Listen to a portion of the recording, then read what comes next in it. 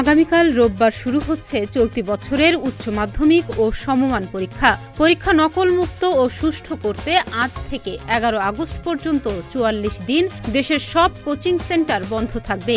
গত 5 জুন শিক্ষা মন্ত্রণালয়ে অনুষ্ঠিত এ সংক্রান্ত জাতীয় মনিটরিং ও আইন শৃঙ্খলা কমিটির সভায় এ সিদ্ধান্ত নেওয়া হয়। সভা শেষে সংবাদ সম্মেলনে শিক্ষামন্ত্রী মহিবুল হাসান চৌধুরী এ তথ্য জানান।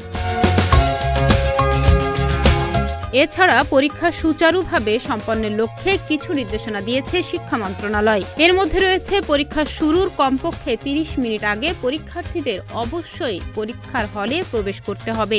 অনিবার্য কারণে কোনো পরীক্ষার্থীকে এর পরে প্রবেশ করতে দিলে তার নাম, রোল নম্বর, প্রবেশের সময় বিলম্ব হওয়ার কারণ ইত্যাদি একটি রেজিস্টারে লিখে ওই দিনই সংশ্লিষ্ট শিক্ষা বোর্ডে প্রতিবেদন পাঠাতে হবে।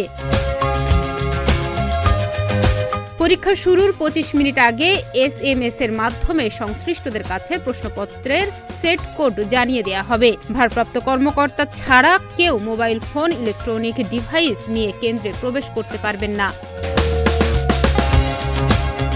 পরীক্ষা সংশ্লিষ্ট ব্যক্তি, মন্ত্রণালয়ের কেন্দ্র পরিদর্শন টিম, বোর্ডের কেন্দ্র পরিদর্শন টিম, জেলা প্রশাসন ও উপজেলা প্রশাসনের পরিদর্শন টিম, নিরাপত্তার দায়িত্বে নিয়োজিত আইন প্রয়োগকারী সংস্থা ছাড়া অন্য কেউ কেন্দ্রে প্রবেশ করতে পারবে না।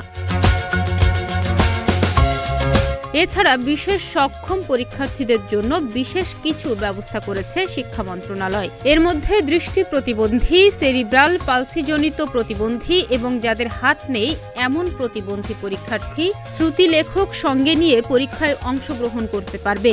এ ধরনের পরীক্ষার্থীদের এবং শ্রবণ প্রতিবন্ধীদের জন্য অতিরিক্ত 20 মিনিট বাড়ানো হয়েছে। এছাড়া শিক্ষক, অভিভাবক বা সাহায্যকারীর বিশেষ সহযোগিতায় পরীক্ষা দেওয়ার সুযোগ সৃষ্টি করেছে শিক্ষা মন্ত্রণালয়। এবছর HSC ও সমমান পরীক্ষায় 11টি শিক্ষা বোর্ডে 14,50,790 জন পরীক্ষার্থী অংশ নেবেন। এর মধ্যে ছাত্র সংখ্যা 7,50,281 জন এবং ছাত্রী সংখ্যা 7,509 জন। দেশের 2,725টি কেন্দ্রে এ পরীক্ষা হবে। 2024 সালের পুনর্বিন্যাসকৃত পাঠ্যসূচি অনুযায়ী সব বিষয়ে পূর্ণ নম্বর ও পূর্ণ সময়ে পরীক্ষা হবে।